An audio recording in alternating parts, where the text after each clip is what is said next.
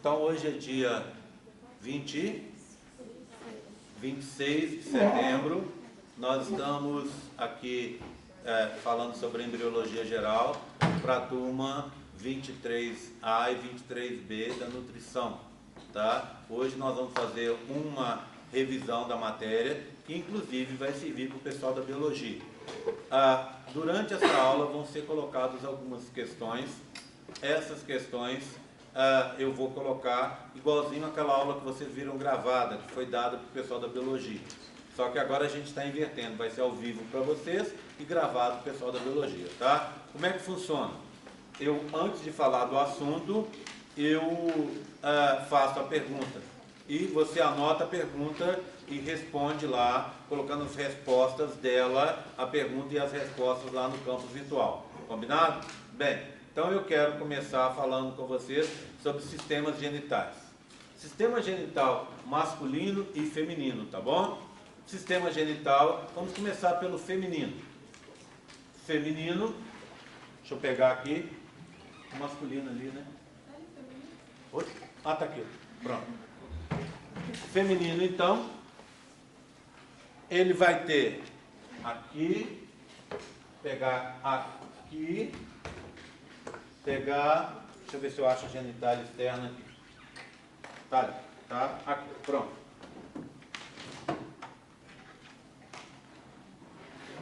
Oi? Não, tá tranquilo. Bem, então a gente começa, ambos têm uma genitália externa e uma interna. A externa no feminino é composta pela uma região que a gente chama de vulva, não é isso? Ou pudendo. Então você tem grandes lábios aqui, com pele normal, pelos, mesma coloração da sua pele, aqui de creme, né? Depois uma mucosa, que é esse verde claro, que é esse rosa claro, rosa bebê, que a gente chama de pequenos lábios, né? É uma região mais úmida, que vai delimitar esse espaço aqui de rosa mais escuro, que é o vestíbulo. Aqui tem a saída da vagina, que é o introito, e a saída da uretra, que está aqui. Na confluência dos pequenos lábios, a gente tem essa região que está aqui, que é o clítoris, que é o homólogo do pênis, não é isso? Ele é maior do que a gente está vendo aqui e vai se estender para baixo, bem aqui, ó, tá vendo?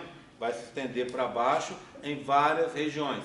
Ele se forma na hora lá com 12 semanas, quando vai ter diferenciação sexual da genitália externa, não é isso? Então, parte, quando é sexo masculino, essa estrutura vai formar o pênis, né? Formando os corpos cavernosos, esponjoso e tal. No feminino, ele forma essa estrutura que vocês estão vendo aqui, que é o clítoris, que vai ladear a vagina, né? A parte interna da vagina, e segundo alguns autores, é responsável por gerar os orgasmos. Certo? Tudo bem? Bem, a primeira pergunta que eu quero que vocês respondam é a seguinte. Eu quero que vocês falem para mim, vão guardando quanto essas questões, tá? Que daqui a pouco eu esqueço. Eu quero que vocês descrevam em linhas gerais como é estruturado o sistema genital feminino, tá? Começando com a genitália externa que eu acabei de descrever e passando para a genitália interna. Bem, então, agora olhando aqui, o que eu tenho? A vagina, tá vendo? Aqui estaria um introito, que é aquele que a gente acabou de ver. Logo, no primeiro terço da vagina, você tem uma barreira, né? Que a gente aprendeu, que é uma membrana, né? Que é o ímen, uma membrana perfurada normalmente, para permitir o fluxo da menstruação. Então, ela vai estar aqui embaixo. Esse verde de cima aqui é o canal da uretra, tá? Bem, então, aqui a bexiga, o canal da uretra, aqui a vagina. Continuando na vagina, no fundo da vagina, você vai ter o útero, que é um órgão na forma de pera, piriforme, que acaba se deitando na parte posterior dele, né, o fundo do útero e o terço posterior, deita por cima da bexiga. Por isso que a fisiologia do útero tem a ver, durante a gravidez, por exemplo, que ele fica maior, afeta a fisiologia da bexiga. Bem, continuando aqui, você vai ter as tubas, não é isso? As tubas ou ovidutos que vão se conectar aqui através das fímbrias com os ovários, certo? E uma série de ligamentos, por exemplo, esse é o ligamento largo, que vai prender o útero e as tubas por trás.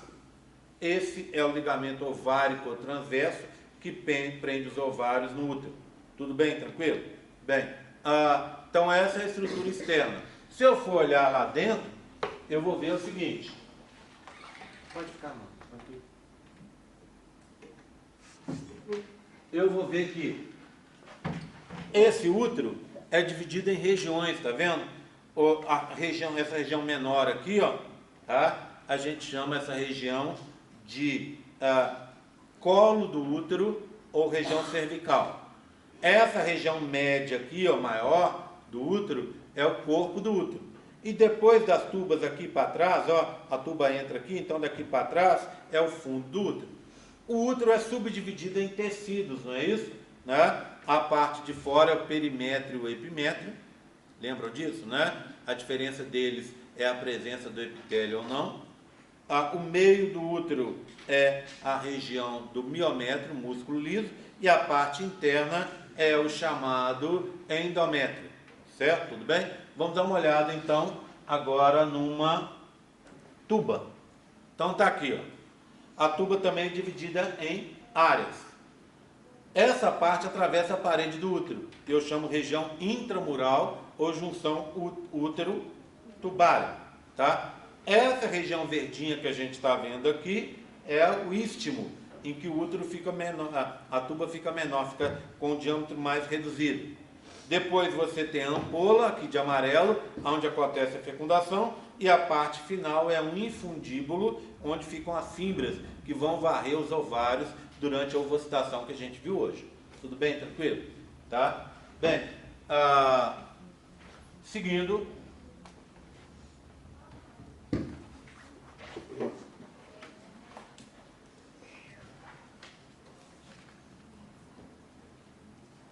Anatomia do útero. Tudo bem? Tranquilo? Tá? Falta mostrar agora na parte feminina os ovários.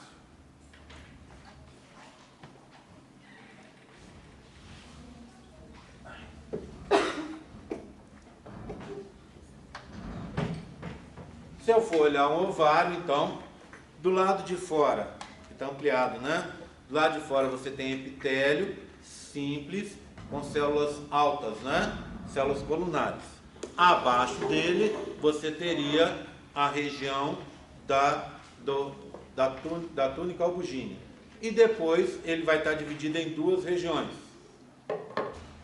A região cortical, que está aqui em rosa, e no meio dele, com ligação direta lá com essa estrutura aqui, que é o ligamento ovárico.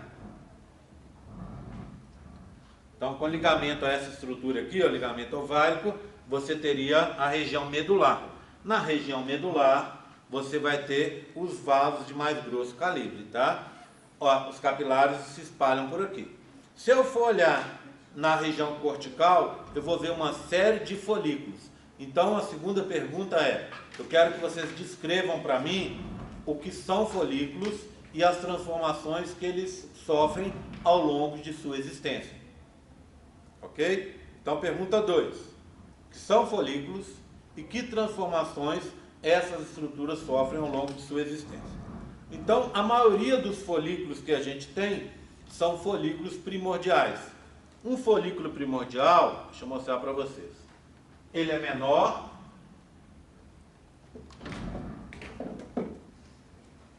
ele tem o gameta feminino parado naquela parada da prófase, que é o dictióteno, tá? E ele é ladeado do lado de fora, então ele tem uma camada só de células foliculares, que estão aqui achatadas, tá? Então são células foliculares pavimentosas. Tudo bem? Tranquilo? Bem, a cada ciclo, alguns desses folículos são reativados. Quantos? Em torno de 10, 20 a 30 por ciclo. Eles são reativados e viram folículos primários. O que são os folículos primários? São esses aqui, ó. São maiores, as células foliculares ou da granulosa já estão arredondadas, tá certo? Então não são mais pavimentosas, são várias camadas. Foi produzido a zona pelúcida, que vai ter a ver com o processo de fecundação, a gente vai falar muito sobre ela depois, e o gameta feminino já não está mais na paradona do dictiótomo, tá? Ele foi reativado. Vai terminar a prófase 1, vai entrar na prometáfase 1, na metáfase 1 e assim sucessivamente. Bem, esse é um folículo primário inicial, esse é um folículo primário tardio, tá? Com desenvolvimento mais avançado. O que acontece nele? Além dos componentes que tem nesse aqui que a gente já falou, estão presentes as tecas, teca interna e externa que estão aparecendo aqui, tudo bem? E aqui, ó, já apareceu o polócito 1. Significa que esse folículo primário já passou pela meiose 1. Como resultado, formou o polócito 1 e o ovócito 2, tudo bem? Ovócito 2, polócito 1. Tá? Tudo bem? Tranquilo? Bem, depois vem os folículos secundários, que são maiores, né, do que os primários e são menos frequentes e já estão com a estrutura toda montada. Tem a teca externa, verde escuro, função de proteção, a teca interna, verde claro, função de produção de hormônios, igual a gente viu, né, e a gente vai revisar daqui a pouco, a membrana basal aqui de azul, e aqui, ó, Carol, foi você que perguntou, né? Membrana basal está aqui, ó, separando a teca externa da interna, e essas células de branco, essas células de amarelo aqui, ó, tá? São as células da granulosa, ou células foliculares, tá vendo? E aí você tem vários espaços cheios de líquido, que são os antros, por isso o folículo secundário é chamado também de folículo antral, tá? O que é isso, hein? Tá difícil, não tá? Folículo antral, tá? E lá dentro, zona pelúcida, a célula é o ovócito 2, porque eu tenho o polócito 1, ok? Tudo bem? Tá certo? Então esse é o folículo secundário. E um deles vai chegar ao folículo terciário, que é esse aqui, ó, em que você vai ter teca externa, teca interna, membrana basal, células da granulosa ou células foliculares, um antro único, esse pezinho aqui, esse pedículo aqui, a gente chama de cúmulos zoóforos, que vai segurar o quê? Essa região interna, que é o quê? A corona radiata, a zona pelúcida, e aqui eu tenho certeza da fase. Esse aqui é um ovócito 2, então está na segunda meiose, parado em metáfase 2, tá? É ele que eu desenhei aqui hoje, é ele que vai ser ovocitado, que vai ser liberado. Ok? Tudo bem? Tranquilo? Mas então ele não é o 2, é o 3, não? Que 3? É o folículo terciário. Então. Ovócito 2, folículo terciário. Tá? São coisas diferentes. Tudo bem? Oi. Mas no anterior você falou que já era o ovócito 2 também. Né? É, o ovócito 2, sim, ele pode estar no primário, pode estar no secundário, pode estar e vai estar obrigatoriamente no terciário. A única diferença é que esse aqui está parado em metáfase 2 e os outros não. Tá? Ele só chega na metáfase 2 no terciário. Entendeu? Não existe uma relação. E esse é o medo da pessoa pensar, primário está em meiose 1. Não, ele está em meiose 1, mas pode estar em meiose 2 também. O secundário obrigatoriamente está em meiose 2. Não, ele pode estar terminando meiose 1 para entrar em meiose 2. Tá? E o terciário? O terciário, com certeza, em meiose 2, em metáfase 2. Estacionou aquela paradinha que eu conto para vocês. Tudo bem? Então essa é a estrutura que vai ser liberada, tá? Que a gente aprendeu hoje. Oi? No primordial é ovócito 1 parado em dictiótano, que é aquela parada entre paquítano e diplótano. Tudo bem? Então, olha aqui, ó, só um segundo. Então, o que eu tenho aqui? Um montão de folículos primordiais, alguns primários, tá vendo? Alguns primários, um número menor de secundários, um terciário, tá? Ou folículo de Graff, que a gente chama, não é isso? Ou folículo maduro. E o que sobrou para trás quando foi liberado é o que a gente conversou hoje, o corpo lúteo, ou corpo amarelo, que é formado, vou mostrar para vocês, quando isso é, caiu tudo aqui, opa, quando isso aqui é liberado, né? Então é o que sobrou para trás. Sobrou o quê? Teca externa, função de proteção, teca interna, função de produção de hormônios, células da granulosa ou foliculares, função de produção de hormônios. Essas amarelas, as foliculares, não crescem, não se multiplicam. Então são as verdes claras, as da teca interna, que vão invadir o espaço que é o antro único que formou. Então essas células agora, quando você tiver o corpo lúteo, essas células da teca interna vão se chamar células teca-luteínicas, enquanto as células foliculares ou da granulosa vão se chamar células granulosa-luteínicas. As granulosas-luteínicas não se multiplicam. Então o corpo lúteo, a parte interna dele, esse antro, vai ser formado principalmente pelas células da teca interna, que agora se chamam células teca-luteínicas, tudo bem? Bem, aí você tem a produção desse corpo lúteo aqui, ó, que pode durar até o final do ciclo, se não tiver fecundação e morrer o gameta feminino, o ovócito 2. Quando ele morre, ele deixa de liberar beta-HCG e aí vem o sinal para isso aqui morrer. Então ele vai morrer lá no dia 25. E se o folículo está vivo, se o gameta feminino foi fecundado, isso aqui dura durante 3 meses, tá? Enquanto o embriãozinho lá em desenvolvimento vai liberando beta-HCG para ele.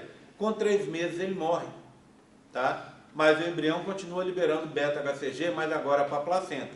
Quando ele morre, ele vira esse aqui, ó, que é o corpo branco ou corpo albicans, que é uma cicatriz de colágeno, que dura muitos meses, às vezes muitos anos, dentro do seu corpo, tá? Agora sim, quem me perguntou pode perguntar de novo, vai. Qual era a dúvida? Eu vou saber que é o ovócito 2 a partir do momento que tiver o polócito? A partir do polócito, é isso aí. Tem polócito? É o ovócito 2. Essa é uma pergunta interessante. Tem polócito 1, que é o laranja, é o ovócito 2. Tá? Você viu que o folículo primário tinha o polócito? Você viu aqui, ó? Nesse meu? Olha aqui, ó. É um folículo primário com polócito. Se tem polócito, é o ovócito 2. Tá? É primário, mas com ovócito 2, tá vendo?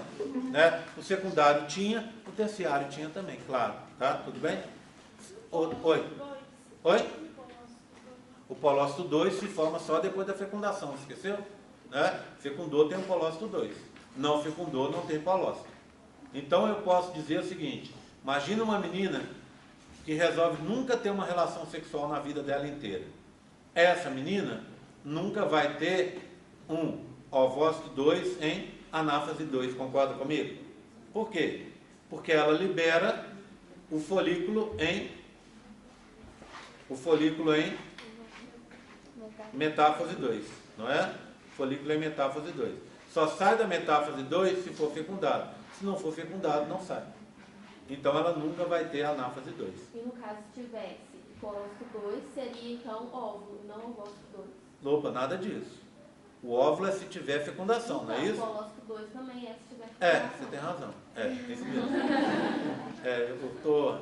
É porque é muita coisa na cabeça para pensar em que eu vou falar, você tem razão, tá? Ok? Vocês estão vendo que eu começo, quando eu fico assim, vocês viram que a primeira coisa que se nota é eu errar as cores? Eu estou apontando amarelo e estou falando que é branco, eu estou apontando laranja e estou falando que é verde. É a primeira coisa, porque tem muita coisa na cabeça para pensar. Você tem razão. Se tem polócito 2, tá? Então já acabou a meiose. Essa é uma indicação. E para acabar a meiose, teve fecundação. Concorda comigo? Tá? Então tudo isso tem a ver uma coisa com a outra. Alguma dúvida mais? Folículo antral é o secundário. Folículo antral é a mesma coisa que o secundário. Tá? Mais alguma? Tranquilo? Posso seguir? Feminino foi, né? Feminino foi. Tá? Lembram só que temos um outro modelo, né? Que eu não mostrei aqui hoje na pressa. Aqui. Mas que é aquele modelo, né? Que é o modelo da região da estrutura do útero, não é isso? Dos tecidos do útero. Lembra como é que é a história? Começamos com essa parte de fora, que é o epimétrio perimétrio, não é? Aí depois é epitélio e conjuntivo, né? Então conjuntivo e epitélio. Tem lugares que não tem epitélio, só tem o conjuntivo, então é perimétrio, né? Aí depois você tem o miométrio, está aqui, certo? E depois você tem toda essa estrutura aqui, que é do endométrio, não é?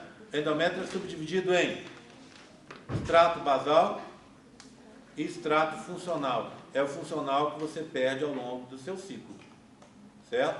Então você tem o quê? Um conjuntivo com o epitélio aqui, tá? Bem, já que eu estou falando disso, deixa eu pegar um outro modelo que está aqui, ó, para a gente, que é de um outro assunto, mas que tem a ver com isso, que ele está aqui na minha cabeça e eu não posso esquecer dele.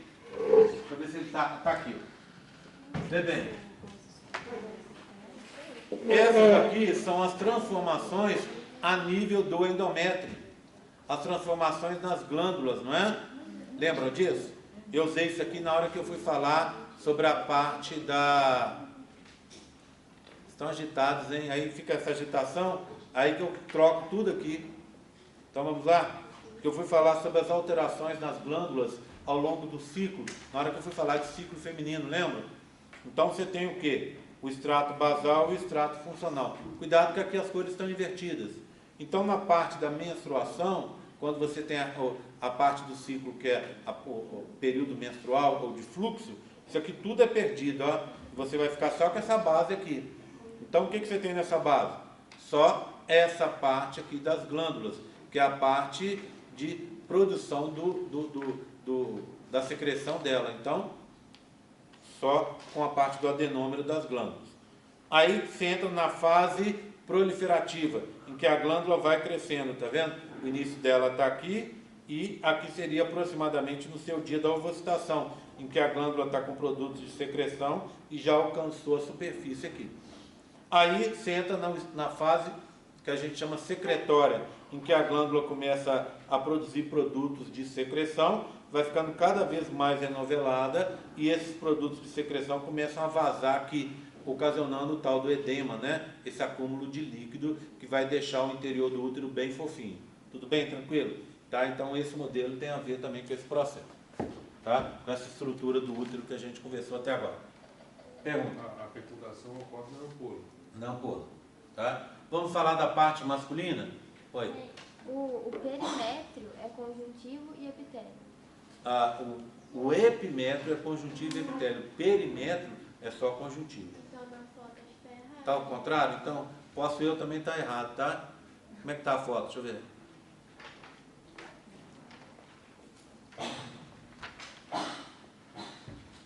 Epimétrio conjuntivo. Perimétrio, isso mesmo, tá? É o contrário, tá? Ok? O perimétrio é conjuntivo e epitélio. É. E o epimétrio só conjuntivo. Isso, tá? Ok? Tudo bem? Aqui do endométrio é só esse rosa, claro? Rosa, tá? Ok? Tudo bem? Mais alguma dúvida? Mais alguma dúvida? Bem, então vamos falar do genital masculino, tá? Terceira pergunta. Falem para mim sobre a estrutura básica do genital masculino, tá? Descrevendo seus componentes, falando um pouquinho sobre cada um deles. Tudo bem? Então, eu vou começar ao inverso do que a gente falou, com a genitália externa, tá? Na genitália externa, você tem o pênis, que você tem o corpo dele, né? Cilíndrico, né? Na forma de bastão. E aqui na frente, uma ampliação, que é a cabeça do pênis, que a gente chama aqui de glande. Essa estrutura, ela tem uma pele que cobre, que é o prepúcio, tá? Então aqui está a abertura e aqui a abertura de um canal, que é a saída da uretra, que passa por dentro do pênis. Se você for olhar no interior do pênis, você vai ver que ele é composto por três bastões de tecido, né? Esses dois de cima são os chamados corpos cavernosos. São eles que vão se encher de sangue durante o processo de ereção. Então, a ereção depende de que esses corpos se encham de sangue, tá? Abaixo, você tem mais um, que estaria aqui embaixo. Esse outro que está aqui embaixo, engraçado, achei que tivesse colado aqui. Esse outro que está aqui embaixo é o corpo esponjoso, ou corpo cavernoso da uretra. Ele tem a uretra no seu interior, tá? Então, ele não vai, só um segundinho, ele não vai se encher muito de sangue, porque se ele se enchesse de sangue, ele ia acabar, ele ia fechar essa uretra e, óbvio, aí não ia dar para passar o sêmen, tá bom? O sêmen não ia conseguir passar por essa estrutura. Então, 2 corpos cavernosos e embaixo o corpo esponjoso da uretra, tá? Quer ser meu estagiário durante 5 segundos? Cola aqui para mim, por favor. Aqui embaixo, tá vendo? Ó, tá solto, ó. Viu? Tá solto. Tá? Pinga aí para mim. Eu estou evitando cola. Vocês acreditam que no final de semana eu fui arrumar uma estante que eu tenho lá em casa, fui botar ela para fora, colocar umas coisas que estavam lá fora para dentro. Aí eu estou lá assistindo televisão, assistindo jogo e resolvi pegar umas coisinhas de artesanato que eu comprei lá em Diamantina, que é uma festa de folia de reis, com os bonequinhos pequenininhos assim, lindo, que ficam num prato assim. E uns, como ele estava jogado lá fora, alguns caíram e quebraram. Pode deixar aí, pode deixar aí. Aí o que eu fiz? Eu cheguei e resolvi colar os bonequinhos que estavam quebrados enquanto assistia a televisão. Aí, como estava difícil para ver, eu tirei o óculos, pus assim e estou lá colando. Estou lá brigando com eles para colar, né, os bonequinhos.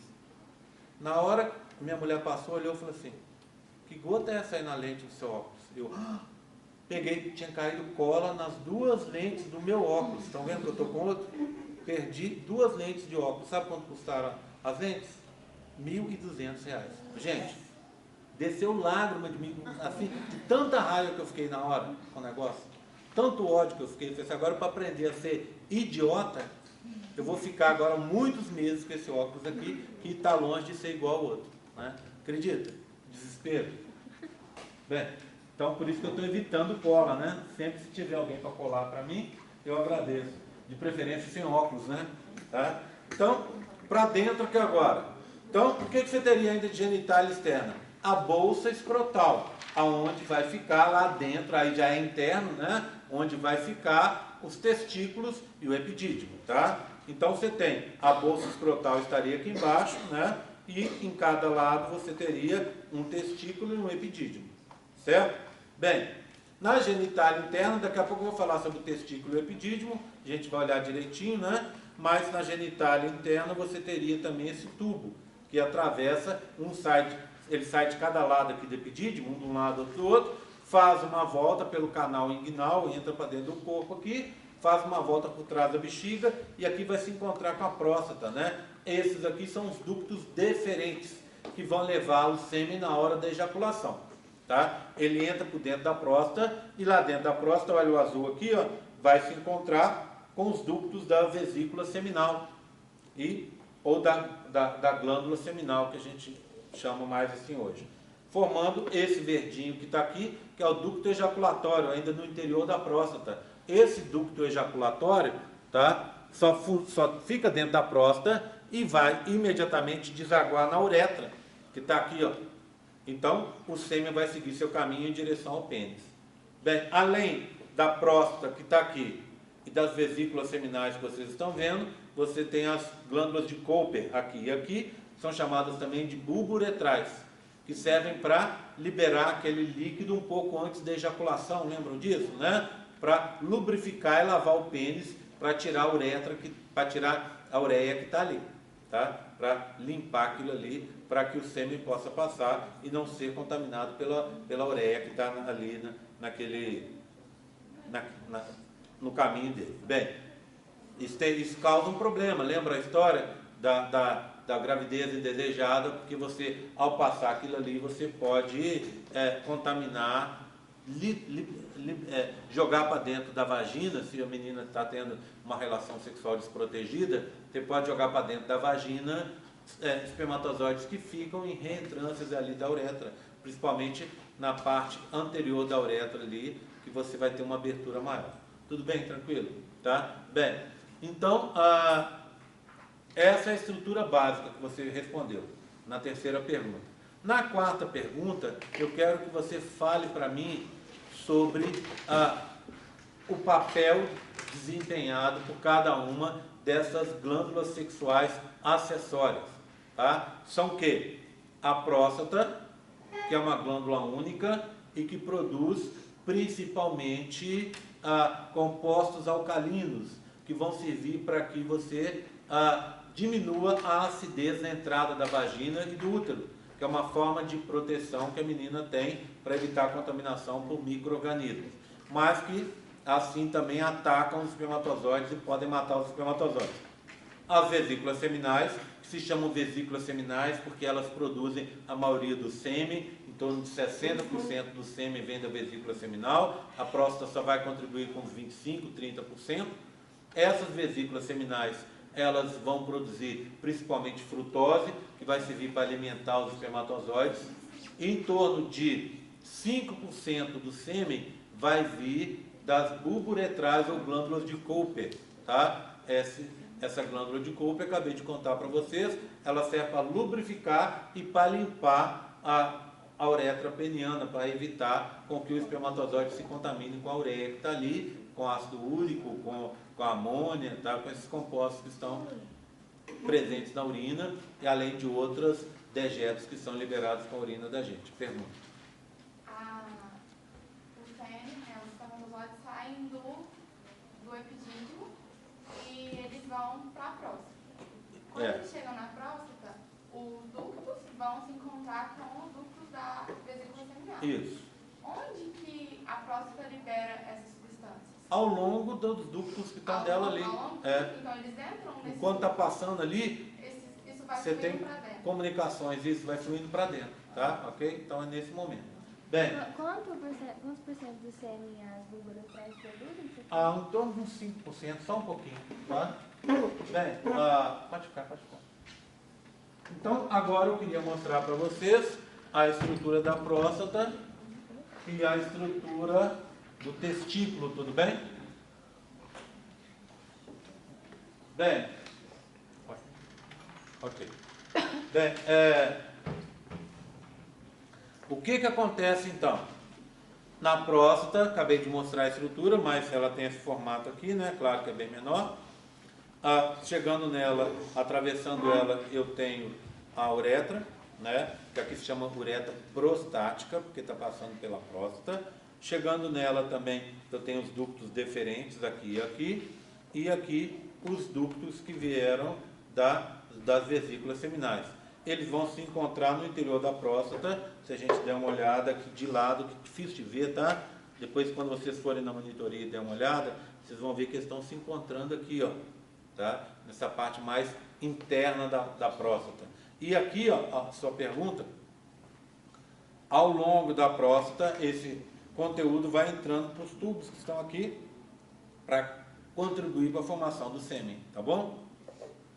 Bem, então essa é a próstata. O que eu tenho para mostrar para vocês agora é o testículo. Lembra do testículo, né? Então está o testículo aqui.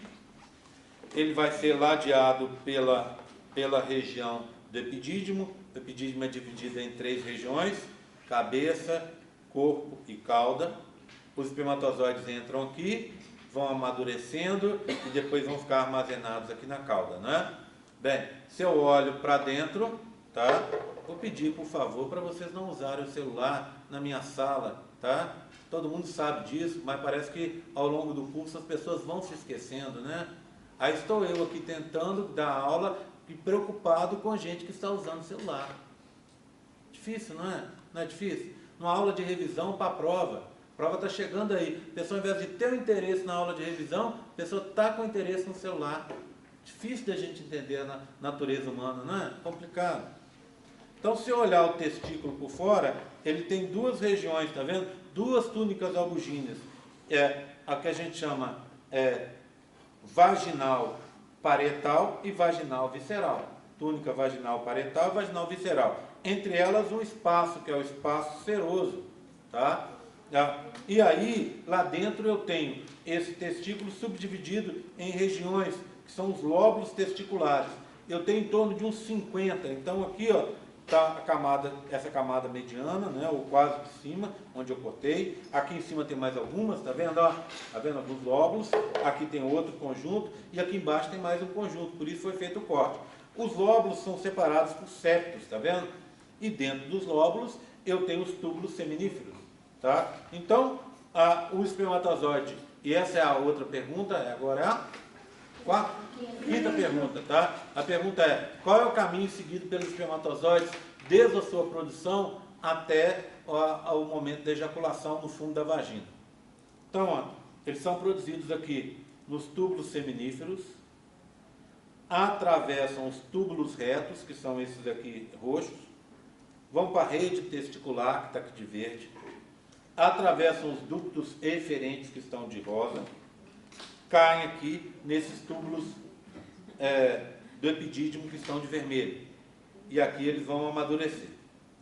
Quando você ejacula, eles saem pelo ducto deferente, vamos lembrar dos outros modelos, ducto deferente, entra na próstata, se junta com o ducto da vesícula seminal, formando o ejaculatório. Esse ejaculatório dentro da próstata mesmo se junta com a uretra e vai ser ejaculado pela cabeça do pênis lá no fundo da vagina, tá? Ok? Tudo bem? Tranquilo? Então, essa é a próstata, certo? Genital masculino é isso. Alguém, em resumo, né? Alguém tem alguma dúvida? Pode começar? Aí esse valor é cerca de 25% só, né? Oi? Cerca de 25% só dos espermatozoides? Não.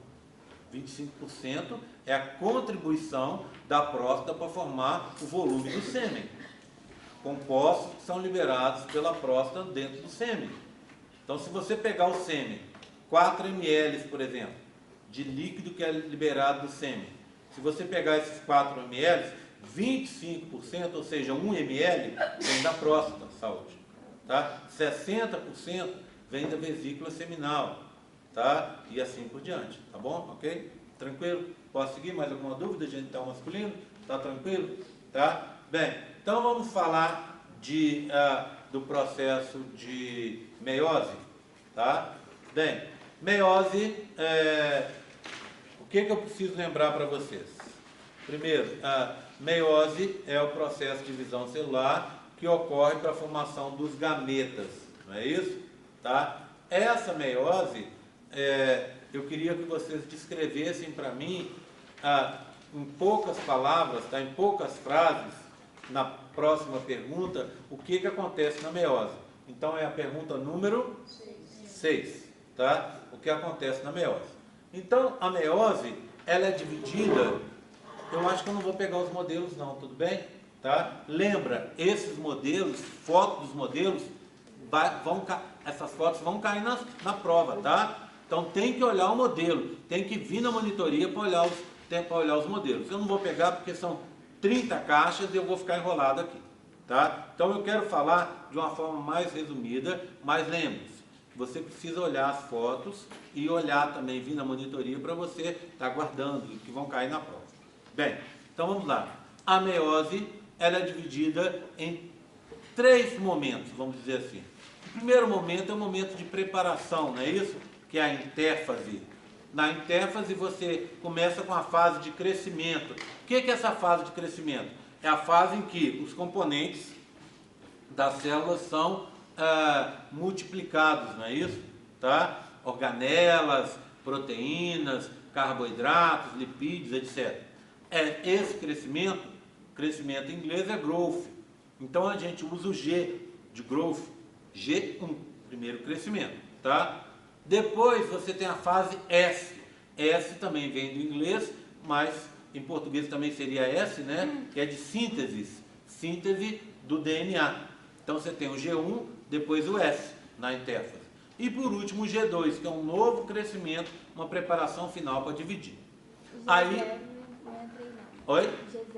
O G0 também seria da intérfase, mas o G0 é aquela fase da célula que não está em divisão, não está se preparando para a divisão. Então, uma está com o metabolismo dela normal. Então, você começaria com G0, passa para o G1, passa para o G2, passa para o G1, passa para o S e depois o G2, para aquela que vai se dividir. Tá? Aí, o que acontece? Você entra naqueles movimentos do núcleo, que a gente chama isso de cariocinese. E são conhecidos, né? Quando a gente fala de divisão celular, a gente sempre lembra dos nomes e esquece que esses nomes são de uma fase chamada cariocinese. Quais são? Prófase 1, prometáfase 1, metáfase 1, anáfase 1 e telófase 1, tá? Aí, essa é a primeira divisão, que é uma divisão que a gente chama de divisão reducional. Por quê? Porque nessa divisão vai ter uma separação de cromossomos homólogos. O que são cromossomos homólogos? É um representante de cada par que eu tenho. Eles estão de cada... Deixa eu explicar melhor. Dentro do meu cariótipo, do conjunto de cromossomos que eu tenho sempre eles representados aos pares. Então eu tenho o par 1, o par 2, o par 3, o par 4, até o par 22. O par 23 são os sexuais. E o par do 1 ao 22 são os autossomos, que cuidam das características do meu corpo, não é? Desses pares, sempre veio um da minha mãe e um do meu pai. Então eu posso dizer que eu tenho um conjunto que recebi do meu pai e um conjunto que eu recebi da minha mãe. Os homólogos são os pares. Então o 1 que eu recebi da minha mãe tem um homólogo 1 que eu recebi do meu pai. O 18 que eu recebi do meu pai tem um homólogo 18 que eu recebi da minha mãe. Por que eles são homólogos? Porque eles têm os genes para as mesmas características dos mesmos locais. Eles são homólogo, é sinônimo de similar, eles não são iguais. Por que não são iguais? São similares, não iguais. Por quê? Porque os genes podem ser diferentes. Lembra que eu usei como exemplo na aula a cor de olhos? Disse para vocês que no cromossomo 15 eu tenho genes para a cor de olhos. Esses genes podem ser iguais ou diferentes. Então, se eles são iguais, eu sou homozigoto para castanho. Se eles são diferentes, eu posso ter um castanho, que é dominante, mas posso ter um azul, que é recessivo. E se isso acontecer também na minha mulher, a gente pode ter um filho de olhos azuis. Nada demais. Tudo bem? Tranquilo? Entenderam? Tá? Bem, então, o que acontece? E aí está representado lá nas caixas. Na prófase 1, eu vou ter o quê? Eu vou ter pareamento dos homólogos. Eu tenho uma caixa com os homólogos pareados, não é isso? E estão enovelados os cromossomos, estão naquela forma de gravata borboleta. Na prófase 1 acontece aquele evento que é super importante, que eu falei demais, que é o crossing over, que é chamado também de recombinação genética ou permutação. Então, isso acontece na prófase 1, tá? Aí, passou a prófase 1. Aí você duplica a região dos centríolos. Os centríolos estão sempre aos pares. Pares centríolos a gente chama de centrossomo, não é isso? Você duplica os centríolos e cada um vai para um extremo, vai para um polo diferente. Eles formam as fibras do fuso. E essas fibras do fuso se ligam em alturas, em distâncias diferentes com os cromossomos. Então, quando os cromossomos estão ligados com as fibras do fuso, mas em distâncias diferentes, é o que a gente chama de prometáfase 1. Tá? Então, o que você vai ter na prometáfase 1? Pares de cromossomos, os pares que eu contei para vocês. Já aconteceu o crossing over, mas eles estão ligados em alturas diferentes. Portanto, você tem fibras do fuso de tamanhos diferentes. Pronto. Tá? Isso é a prometáfase. Na metáfase 1, os cromossomos, os pares, né, se pareiam no meio da célula, no equador celular. Essa fase é o que a gente chama de metáfase 1, formando a placa equatorial. Eu tenho pares de cromossomos. Então a caixinha, lembra como é que era? Com 4 cores, né?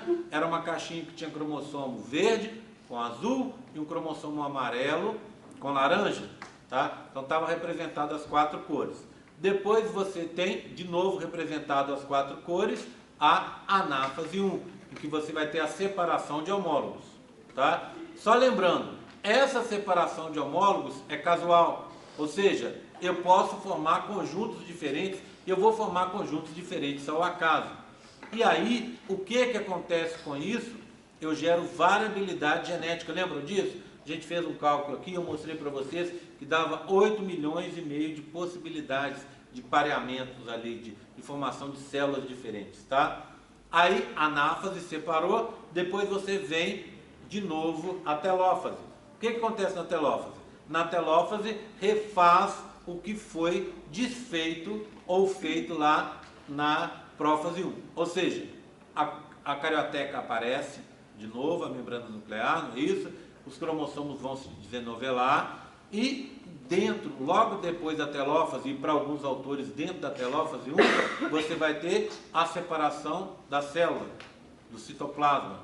Para alguns autores, essa etapa que a gente chama de citocinese é separada da telófase. Então você teria telófase e depois citocinese.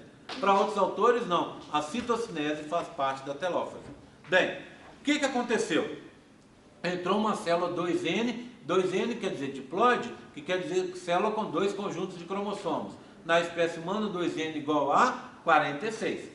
Formaram-se 2 células, N, ou seja, haploides, cada uma com 23 cromossomos. Por isso a primeira divisão é chamada reducional. Aí entramos na segunda divisão. Entre a primeira e a segunda divisão, você tem um intervalo, que é a chamada intercinese, em que a célula vai conferir se está tudo bem para ela entrar na segunda divisão. E talvez crescer um pouco mais se for necessário. Só que tem que lembrar que na intercinese não acontece, guardem isso, fase S. Fase S é só na intérfase, cuidado, tá? Bem, entramos na intercinese, está tudo ok? Ela vai entrar em divisão. Divisão 2, mesmos nomes, só que agora prófase 2, prometáfase 2, anáfase 2, telófase 2. Os eventos são exatamente os mesmos, tá? Ou seja, na prófase 2, você vai ter novelamento dos cromossomos, formação, duplicação dos centrosomos, os centrosomos vão para as extremidades e a carioteca desaparece. Cuidado, na prófase 2 não tem crossing over, porque ele já aconteceu. Essa é a diferença, tá? E óbvio, não tem pareamento de homólogos. Por quê? Porque não tem homólogos. Tudo bem, já se separou, né? Um representante de cada par foi separado. Prometáfase 2, formam-se as fibras do fuso que vão ter tamanhos diferentes, né? Ou seja, os cromossomos não estão parados no meio. Como é que eu vou saber separar a prometáfase 1 da prometáfase 2?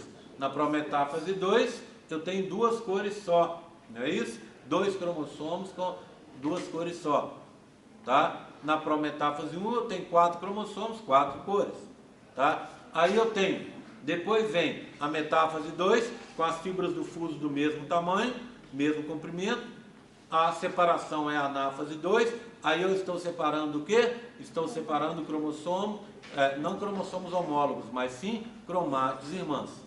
Tá? Aí vem a telófase 2, em que tudo vai ser refeito, e aí a citocinese para formar 4 células. 4 células N, tá? 4 células haploides. Por que elas entraram N e terminam N? Porque eu estou separando na meiose 2 somente as cromátides. Um cromossomo com 2 cromátides é um cromossomo. Um cromossomo com uma cromátide é um cromossomo. Então, você dividiu a quantidade de DNA à metade, mas você manteve o número de cromossomos. Por isso a segunda divisão é chamada reducional, tá? Eu fiz equacional, tá? Eu já estou pensando aqui na próxima pergunta, por isso que estou me avacalhando, tá? Olha aqui, quantas perguntas? A 7ª. Diga por quê, explique com as suas palavras, por que a meiose 1 é reducional e a meiose 2 é equacional, tá? Já expliquei. Alguém não entendeu? Quer que eu explique de novo? Tranquilo, tá? Então a meiose 2 é equacional, tá? E porque se separa cromátides irmãs. Bem, aí, nesse momento do curso, eu fiz aqui no quadro para vocês um gráfico, lembram? Tá lá, tá filmado lá, eu até coloquei a filmadora pertinho para vocês poderem ver de perto. Quem perdeu essa aula, por favor, assista. Quem perdeu as aulas, assista obrigatoriamente, tá? Quem assistiu a aula, assista de novo para conseguir lembrar o que foi falado, porque aqui a gente só está fazendo um resumão, tá? Toma cuidado com isso, tá? Assista as aulas. E quem perdeu é obrigatório. Quem assistiu, tenta assistir também, porque aí eu estou descrevendo o negócio com mais detalhes. O que tinha nesse gráfico? Era o gráfico que mostrava as alterações na ploidia, que são muito simples, né? Então, o que você tem na ploidia? Entra uma célula 2N e lá na meiose 1, na anáfase 1, entre a anáfase 1 e a telófase 1, você tem o quê? Ela vira de 2N, ela vira N. Você cria duas células N. Depois vai continuar N até o final. Por quê? Porque na segunda divisão, entre a anáfase 2 e a telófase 2, você tem separação de cromátidos irmãs. Isso não afeta a ploidia. Pronto. Essa é simples. E acima do gráfico tinha uma outra parte que essa explicava um pouco o que estava acontecendo embaixo, que é a variação na quantidade de DNA. Lembram disso? Como é que era a história? Eu começo com uma célula 2X, aí quando eu tenho a fase S, duplicou o DNA, ficou 4X. Quando eu tenho entre a anáfase 1 e a telófase 1, que eu separo homólogos, passou de novo para 2X, duas células 2X. Quando eu chego na segunda divisão entre anáfase 2 e telófase 2, que eu separo os homólogos, voltou para X. Então eu tenho 4 células X. Se eu comecei com 4X, X mais X mais X mais X, 4X. Então eu não perdi nenhum DNA, eu só separei por 4 células que são diferentes entre si. O foco principal dessa aula, lembra-se, era a variabilidade genética, tá? Então eu preciso que vocês saibam as causas da variabilidade genética. E essa é a nossa 8ª pergunta. Quais são as causas da variabilidade genética? O número de alelos diferentes, que a gente chama de polialelismo, não é isso? Tá? Lembra que eu contei o exemplo da cor de olhos? Eu não tenho um alelo só, eu tenho 3, a cor básica: castanho, verde e azul. Tá? Alguns alelos, eu tenho centenas de possibilidades diferentes. Então, quanto mais possibilidades, mais variabilidade genética na população. Concorda comigo? Tá? Então, essa é a primeira. A segunda, o crossing over, que ele é casual e acontece ali na meiose 1. Tá? Troca em torno de 6 segmentos dos cromossomos homólogos.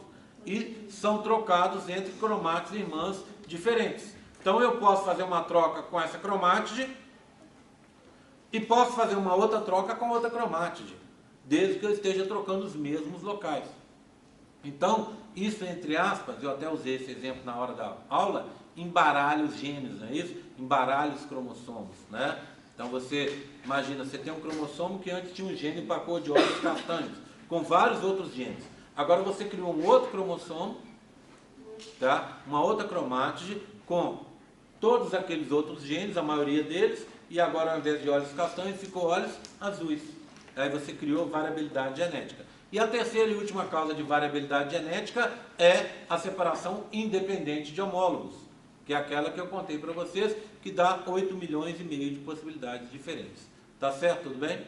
Tá? Então, oi. A primeira é poliplay. Polialelismo.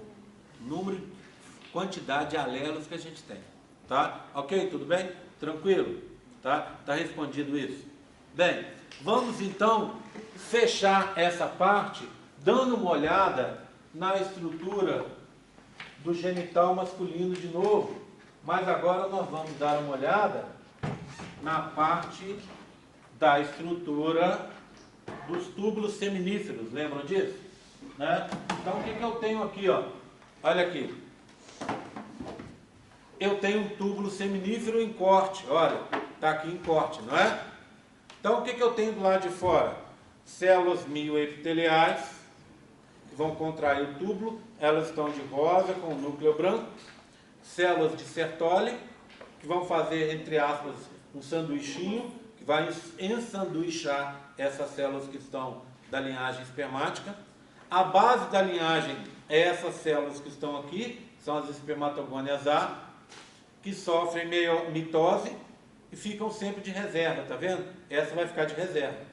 A outra dela subiu, atravessou a barreira hematotesticular e veio para esse compartimento que a gente chama compartimento adluminal. Ela vai se transformar, se diferenciar em espermatócito 1, que entra na meiose 1, que vai gerar espermatócitos 2, que entram na meiose 2. Só lembrando, daqui para baixo é tudo haploide, inclusive a Sertoli. Tudo diploide, inclusive a Sertoli.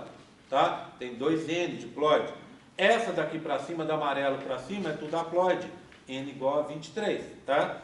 Então, espermatócito 2, que vai entrar na meiose 2, e o resultado está aqui. São as espermátides, que vão sofrer espermiogênese e vão virar espermatozoides. Ok? Tudo bem? Então é isso aqui. Bem, quem controla o funcionamento dessa célula de Sertoli é essa célula que está aqui, ó, a célula intersticial ou a célula de Leydig. Tá certo? Tudo bem? Tá? Vamos conversar sobre esse controle? A nona questão é essa. Quero que vocês falem para mim como se dá esse controle de Leydig em cima da célula de Sertoli e vice-versa. Tá? Ou seja, como Leydig controla Sertoli, como Sertoli controla Leydig. Lembram disso? Como é que é a história? Vamos lá, todo mundo? Ó, olha aqui, ó. Sertoli é ativada por... Tá vendo? Eu pego uma coisa e falo outra. Leydig é ativada por LH. Tá? LH. Quando ela é ativada por LH, ela capta o colesterol e transforma o colesterol em testosterona. Testosterona se liga com ABP, não é? Para facilitar ser capturada por Leydig. Sertoli. De novo. Começando de novo. Tá? É impressionante. Quando eu estou assim, tudo que acontece eu fico desatento. Passou uma menina ali, eu olhei para a menina e esqueci o que eu estava falando. Então vamos lá de novo? De novo, prestando atenção. Gé, inclusive você. Vamos lá? Leydig é ativada por LH. Quando ela é ativada por LH, ela capta o colesterol e produz testosterona. Testosterona se liga ao ABP e é capturada por Sertoli, desde que Sertoli seja ativada pelo FSH.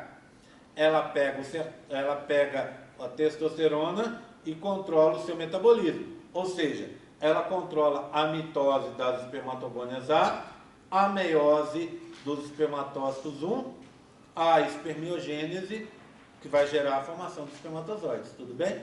Bem, o que Sertoli faz? Para controlar a sua ativação, ela produz inibina e ativina, que são hormônios que agem aonde? Agem diretamente no FSH.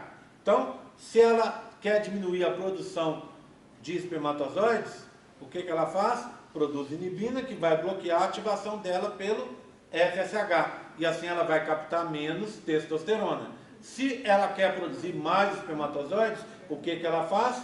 Ela pega e vai produzir a ativina chega e vai aumentar a captação da testosterona e assim ela vai produzir mais espermatozoides. Tudo bem? Além disso, essa célula aqui, é o tal do vice-versa da pergunta, né? Essa célula de Sertoli aqui, quando está em excesso de testosterona, ela transforma o testosterona em estrógeno. E o que o estrógeno faz? Inibe Leydig, que assim não vai poder se ligar tanto a LH, e assim não vai captar tanto colesterol, e assim não vai produzir tanta testosterona assim. Tudo bem? Então funciona desse jeito. No feminino, a gente tem um processo parecido, né? Tudo bem? Mas eu vou falar do feminino depois de terminado o masculino. Tudo bem? Então o processo funciona desse jeito no masculino. Sem ciclo. Tá? Sem ciclo. Tá? Então eu começo com o hipotálamo, recebe estímulos internos e externos, produz GnRH, esse hormônio liberador de gonadotrofinas age na adenipófise, que produz LH, que vai ativar a Leydig, que vai captar o colesterol e transformá-lo em testosterona. Eu produzo também outra gonadotrofina, o FSH, que vai ativar Sertoli, que vai capturar a testosterona e controlar o seu metabolismo. Então, no masculino é assim, tá? Basicamente sem ciclo, tendo uma constância maior. No feminino, a gente tem um ciclo, tá? Então, 10ª questão, é isso? 10ª? Quero que vocês contem para mim sobre as fases do ciclo feminino, tá? Ciclo feminino tem fases. o ciclo começa no dia 1, que é o dia da menstruação, ou fase de fluxo. O que acontece no dia da menstruação ou fase de fluxo? Você começa a liberar sangue e mais a parte interna do endométrio, que a gente chama de extrato funcional. Por que aconteceu isso? Porque você teve isquemia. Os vasos que alimentam essa parte interna, eles são sensíveis aos níveis de progesterona. Então a gente tem que lembrar do ciclo anterior, que estava vindo. Você está vindo do ciclo anterior. E no ciclo anterior, o que aconteceu? O seu corpo lúteo morreu. Se morreu, deixou de produzir progesterona e também estrógeno. Então acabou aquele incentivo para você deixar o seu útero pronto para uma gravidez, que nesse ciclo pelo menos não vai acontecer. Ao baixar os níveis, você lembra da história do eixo da serotonina, adrenalina? Então vem a TPM, tá? Serotonina falta e vem a TPM. E aí também vem o que? A descamação do útero. Por quê? Porque esses vasos que alimentam de sangue a parte interna, que é o extrato funcional, eles são sensíveis aos níveis de progesterona. Baixou a progesterona, eles colabam, eles se fecham. E o sangue fica preso na parte interna. Ao ficar preso o sangue ali, dá isquemia, falta de fluxo sanguíneo. Que dá o quê? Estase, sangue parado. Que dá o quê? Hipóxia, falta de oxigênio. Que dá o quê? Necrose. Então, morre a parte interna do útero. Ao morrer essa parte interna, descama aquilo ali. Então, você vai produzir, em média, uns 80 ml de líquido com esse tecido ali misturado. Tá? Tem meninas que perdem mais. Pode perder até meio litro de tecido, de sangue, tá? Então dá o que a gente chama anemia constitutiva, lembra disso? A menina vai estar sempre fraquinha. Bem, então essa é a primeira fase, vai até o dia 5. Do dia 5 para frente, até o dia 14, vem uma nova fase, que a gente chama proliferativa. Por quê? Porque o extrato basal vai recompor, sofrer mitose para recompor o funcional, que se chama a fase fase folicular. Por quê? Porque nessa fase os folículos estão terminando aquele desenvolvimento que eu contei para vocês. Primário virando secundário, secundário virando terciário. Tudo bem?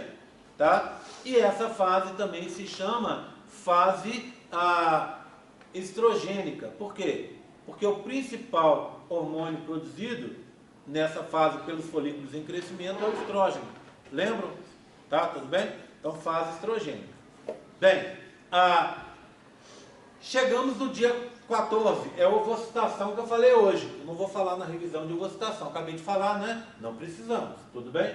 Então, vem a ovocitação, que acontece por causa daqueles picos, né? De estrógeno, depois de LH e de FSH. Esses picos, daqui a pouco a gente vai dar uma olhadinha neles, tudo bem?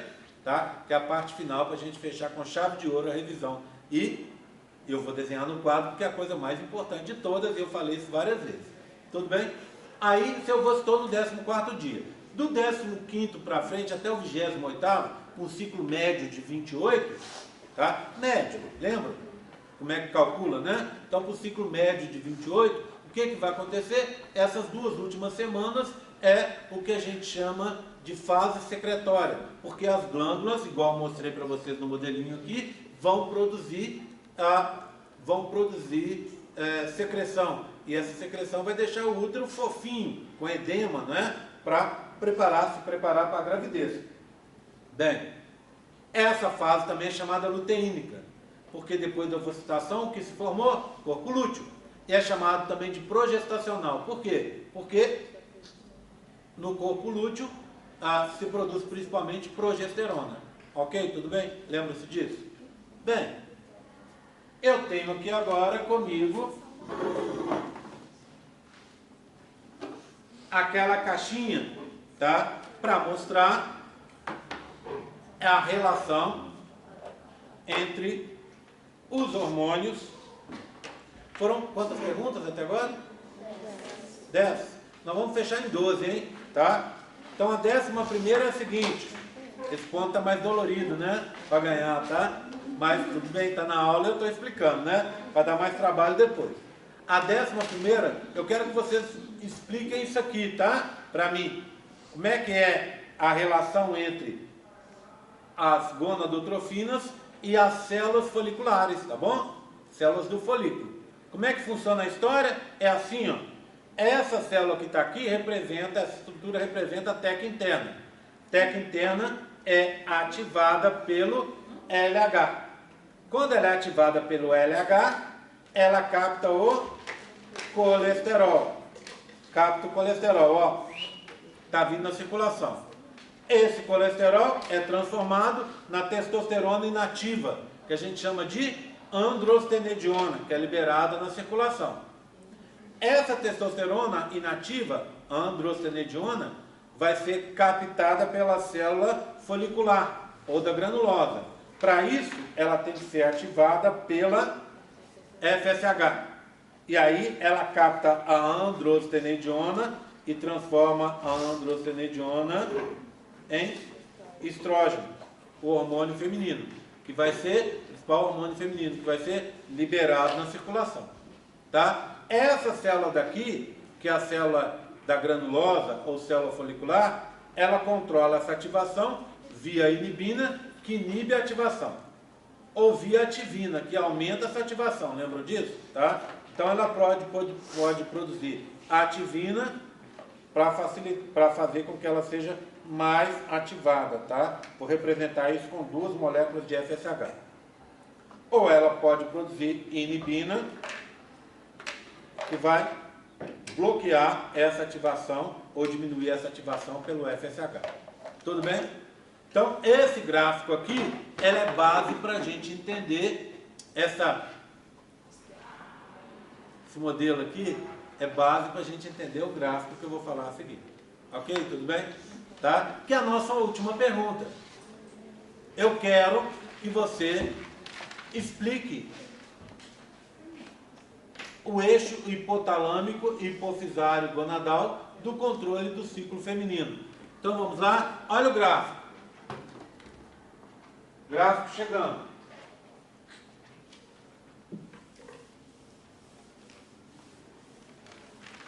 Vou deixar a filmadora aí, tá?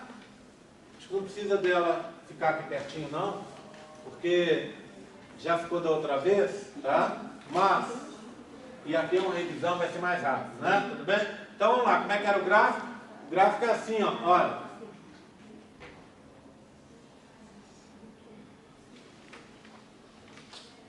Aqui são as fases do ciclo, tá? Ciclo feminino. Tudo bem? Quais são as fases? As fases são a fase de fluxo ou menstrual, a fase proliferativa e a fase secretória. Eu já vou começar, vou já indicar aqui, ó, o ciclo 2, tá? Outra fase menstrual, ó. Tudo bem? Tá? Pra gente poder brincar um pouco pra cá também, tá? Vamos começar com os hormônios do ovário, pode ser? Os hormônios ovarianos, tá? Então, hormônios ovarianos. Gente, por favor, presta muita atenção nisso, tá? Para vocês não se enrolarem. Vou pegar até um giz colorido ali para facilitar.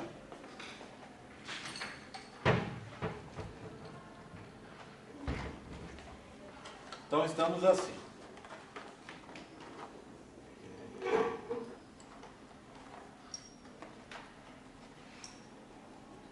Branco também. Pronto. Eu vou começar mostrando quais são os hormônios ovarianos, estrógeno e progesterona, tá? Então, eu vou desenhar o estrógeno de amarelo. Tudo bem? Então, ele vem numa quantidade menor aqui, né? Então, se tivesse outro ciclo, ele estaria menor aqui. Lembra? Se eu vou colocar outro ciclo. Então, deixa eu colocar aqui, ó. Vou dizer que ele é aqui a fase secretória do outro ciclo, tá vendo? Tá, do ciclo anterior. Ele vem baixinho, tá vendo? Vem no nível baixo. Aí ele começa a aumentar aqui. Vai aumentando, aumentando, aumentando, aumentando, aumentando. Aqui seria o 14º dia, né? Que é o dia da ovocitação. Certo? É o dia da ovocitação. Tá bom? Então ele vem aumentando. Por que ele vem aumentando? Ele vai aumentando até fazer um pico aqui, ó. Por que que ele aumenta? Porque os folículos crescem. Lembra? Foram selecionados 20 a 30 folículos no ciclo, e aí eles foram crescendo e produzindo, como o principal produto deles é o estrógeno, ele foi aumentando. Faz sentido dizer que a produção de estrógeno foi aumentando. Aqui, ó, a partir daqui, o que aconteceu? Dominância folicular, ou seja, os folículos, a maioria morreu e ficou aquele dominante. Então, deixou de ter 20 produzindo para ter um só. Então, caiu o nível. O que aconteceu? Cai o nível, e aí, aqui na fase secretória, um outro pico. Por que que eu tenho esse pico aqui? Porque aqui é o estrógeno que foi produzido a partir da conversão da progesterona em estrógeno. Tudo bem? Aí vem o pico, chegou aqui no final, caiu. Por que caiu? Porque aqui teve a morte do gameta feminino, que acabou levando à morte. Aliás, vamos ver assim, ó. Aqui morreu, morte do ovócito 2, tudo bem? Do ovócito 2. Ovócito 2. E aqui? Aqui mais ou menos, morte, talvez até aqui para cima, né? Que é onde começa a cair, ó. Morte do corpo lúteo. Caiu aqui, ó. E aí vai cair no nível, porque o corpo lúteo morreu, deixa de produzir estrógeno a partir de conversão de progesterona. Caiu com o nível mais baixo aqui, não zero, né? Mas um nível bem baixo aqui, ó. E aí, no próximo ciclo, volta a aumentar, tá vendo, ó? Vai aumentar, vai voltar a aumentar como a gente estava vendo ali. Tá certo? Então, esse é o estrógeno. Aumentou por quê? Aumentou porque os folículos foram crescendo. Diminuiu aqui por quê? Porque teve a dominância, estabeleceu-se a dominância folicular. Então vamos colocar aqui, ó, dominância folicular. Foi estabelecida. Ficou só aquele folículo que, o de Graff, que vai ser liberado. O ovócito, aí você o quê? Vai ter ovocitação aqui, ó. Então deixa eu marcar a ovocitação para cima, ó. Ovocitação, tudo bem? Tá aqui. Aí o que acontece? O ovócito 2 morreu. Se ele morreu, deixou de produzir beta-HCG, lembra? E deixou de produzir beta-HCG, o corpo lúteo morreu e caiu o nível. E aí o negócio recomeça no próximo ciclo. Quem me chamou? Fala. Na imagem que você tinha colocado na outra aula, o estrógeno cai depois do 14º dia. Qual Não é? 14º? Depois da ovulação. Não, Cai antes? ele vai caindo antes. Ele dele é 36 horas antes e depois ele vai caindo. Tá? Tudo bem? Dá uma conferida depois. Bem, progesterona é mais fácil. Começa com nível reduzido aqui, tá? Aí continua no nível baixo aqui, ó. Essa parte toda do ciclo. Por quê? Por que eu tenho um pouquinho? Por causa da conversão de estrógeno em progesterona. A gente aprendeu isso. Tem que ter um pouco, tá? Chegou aqui, ó. Depois da ovocitação, tem um aumento da progesterona, concorda? Essa progesterona aumentou por quê? Porque o principal produto do corpo lúteo é a progesterona. E ela que causou o aumento do estrógeno que estava aqui. Porque a progesterona é convertida em estrógeno. De novo, ó, o corpo lúteo morreu, ela cai o nível baixo aqui, ó. E depois vai continuar no nível baixo até lá aquela parte lá do ciclo. Tá vendo? Tudo bem? Tranquilo? Então, progesterona é mais simples. Por que está baixo? Por que tem? Tem porque parte do estrógeno virou progesterona. Por que aumentou? Porque tem o corpo lúteo. E o principal hormônio do corpo lúteo é a progesterona. Por que caiu? Porque o corpo lúteo morreu. Olha lá, morte do corpo lúteo. Tudo bem? Tranquilo? Então esses são os hormônios do ovário. Tá? Oi? A progesterona não acompanha o pico ali, Não, não acompanha não. Tá? Você vai ter um aumentozinho ali, mas é um detalhe que não interessa pra gente, um pouco antes da ovocitação. Tá? Em termos gerais é esse aqui. Ok? Tudo bem? Vamos dar uma olhada agora nos hormônios de cima aqui, nos hormônios nas gonadotrofinas, que são os hormônios da hipófise, o que você tem nesses hormônios? Você tem o LH e o FSH. Muito simples, porque a gente faz o desenho deles juntos, né? Que um tem a ver com o outro, um acompanha o outro, basicamente. Então, o que eu tenho aqui? Eu venho do nível baixo, eles estão vindo do nível baixo, vou desenhar um, depois eu desenho outro. Aí eles aumentam aqui um pouco, né? Por causa desse aumento aqui, tá certo? Aumenta, aumenta, aumenta, tá? Aí aqui, ó, esse aqui vai dar um pico aqui, e depois cai os níveis baixos de novo, certo? Chegou no ciclo de K, ele vai começar a aumentar de novo, ó, aumentou. Então, deixa eu separar um ciclo do outro aqui. Tudo bem? Então, esse aqui, ó, é o LH, tá? O FSH segue mais ou menos o mesmo padrão, olha, ele vem baixo, aí ele vem baixo, baixo, vem aumentando um pouco aqui e dá um pico aqui um pouco antes da ovocitação. Ficou meio fora do padrão meus picos, então vou jogar esse um pouco para cá, jogar esse para cá um pouquinho, tá? Opa, ficou tudo. Opa, banhando, hein? Vem para cá, tá? E o outro, eu vou jogar um pouco para lá, ó, que aqui parece que ele está em cima da ovocitação. Vou jogar ele aqui. Tudo bem? Aí eles baixam. Vamos entender para aumentar aqui de novo. Esse é o FSH, tá? Como é que funciona? Por que estão aumentando na fase menstrual para frente até a proliferativa? Eles aumentam porque, lembram que eu acabei de mostrar no modelo? Para você produzir estrógeno, tem que o LH se ligar na teca interna, que capta o colesterol e transforma o colesterol em androstenediona, e o FSH tem que se ligar na célula folicular, que capta a androstenediona e transforma ela em estrógeno. Então, para ter estrógeno, tem que ter LH e FSH. Olha lá. Além disso, olha o nome. Folículo estimulante. Ele estimula o folículo, o FSH. Então, faz sentido ele estar aumentando. Então, aqui eu entendo esse aumento, ó. Tá vendo? Entendo esse aumento aqui, tá? Ok? Agora, o pico. O feedback positivo. Então, aqui vem e faz um feedback positivo. Ou seja, feedback positivo, ou seja, age lá na hipófise, fazendo com que as células produzam mais LH. Depois, age na hipófise, fazendo com que as células produzam mais FSH. Tá? Por que dá diferença de horário, de tempo de resposta? Porque as células que produzem LH respondem mais rapidamente do que as células que produzem FSH. Aí, por que cai? Porque o estímulo diminuiu aqui, ó. E ao diminuir o estímulo do estrógeno, você tem essa queda aqui, ó. Aqui e depois essa queda aqui, ó. Tá? Esses dois picos são essenciais. Esses três picos, na verdade, né? Esse, são essenciais para a ovocitação, que a gente viu hoje, né? O papel do LH e do FSH na ovocitação. Tudo bem? Tranquilo? E aí, você tem uma diminuição do nível aqui, ó. Né? Vai estar no nível bem diminuído aqui. Por que está no nível pequeno aqui?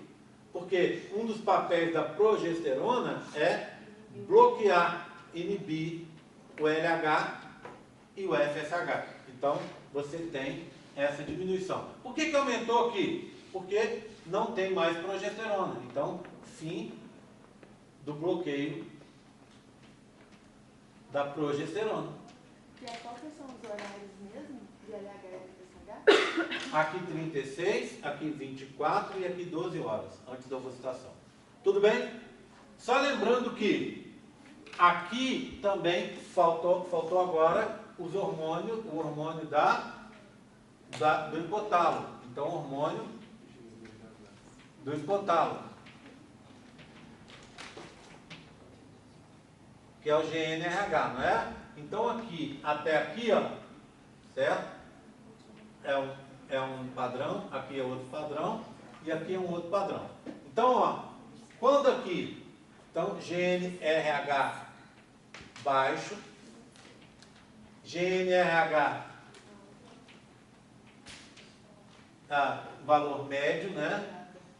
Intermediário, e GNRH elevado. Por que acontece isso? Porque O estrógeno faz feedback positivo aqui, ó. Tá? Então, feedback, tudo bem, FD? Positivo. Tá? E aí, ele vai aumentando até ficar elevado aqui. Tá?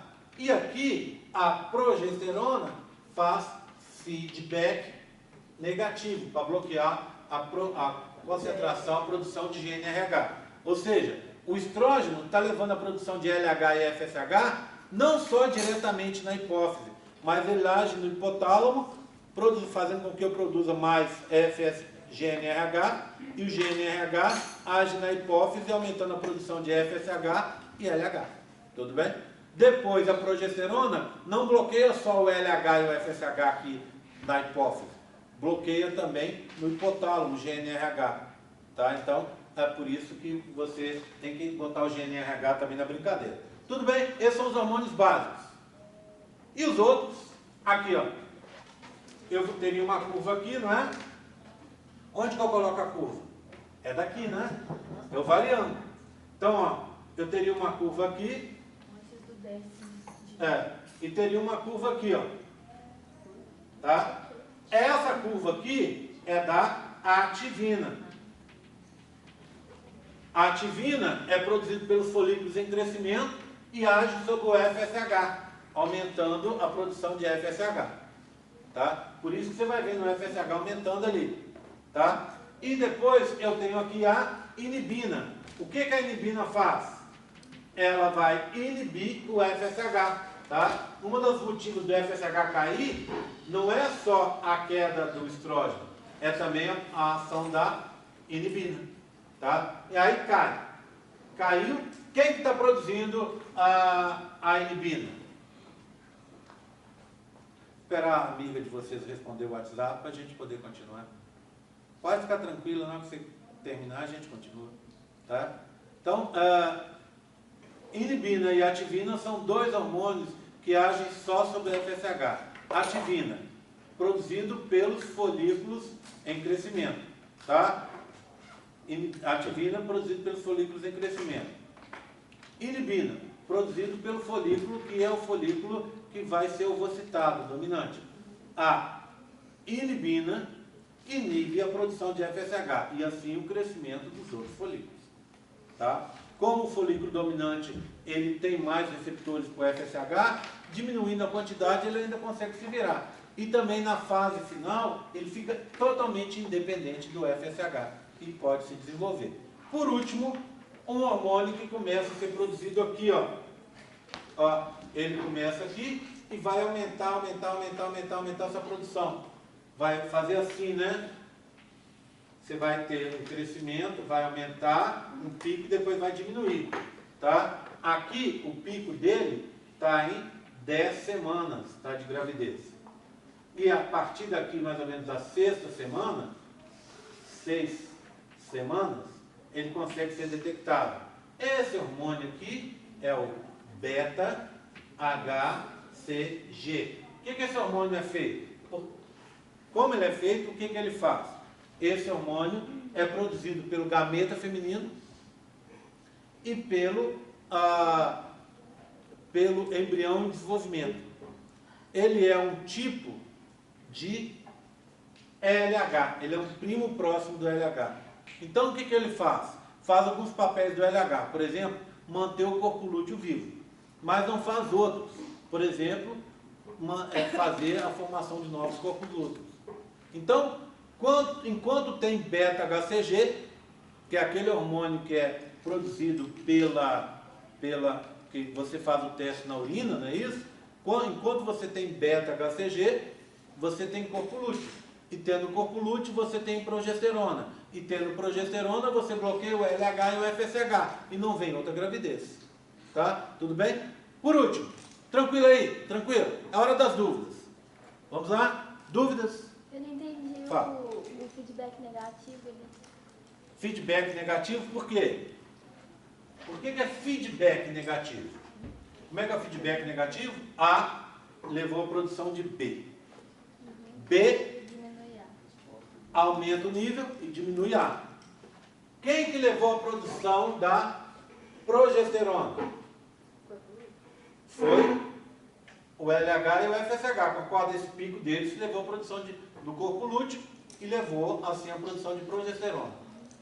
A progesterona está agindo de feedback negativo, ou seja, bloqueando a produção de quem fez ela aumentar o nível. Quem fez? LH e FSH. Então, feedback negativo. E agindo também aqui, ó, no GNRH. Qual que é a história? LH e FSH são produzidos quando o GNRH é ativado. Tá? Então, ela age aqui e ali. Tá? Tudo bem? Entendeu? Melhorou? Tá? Então, esse é o feedback negativo. Por último, então, todo mundo entendeu? Mais alguma dúvida nessa parte? Tá? Bem, por último, então, só lembrar a história dos testes de urina. Como é que é a história? Teste de urina é um teste de beta-HCG. Pode dar falso negativo. Tá? O que é o falso negativo? É quando você está grávida, então é positivo para gravidez. Mas o teste não pegou. Por que o teste não pegou? Porque o nível de hormônios ainda do beta-HCG não era suficiente para ser captado pelo teste. Tá? Então ele dá falso negativo. Se você fizesse um teste de urina, um teste de sangue daria. Por quê? Porque você tem a urina, que é o filtrado do sangue. Né? Você filtra o plasma e faz a urina. Então, se você fizer um teste de sangue, que é, além de tudo, muito mais preciso...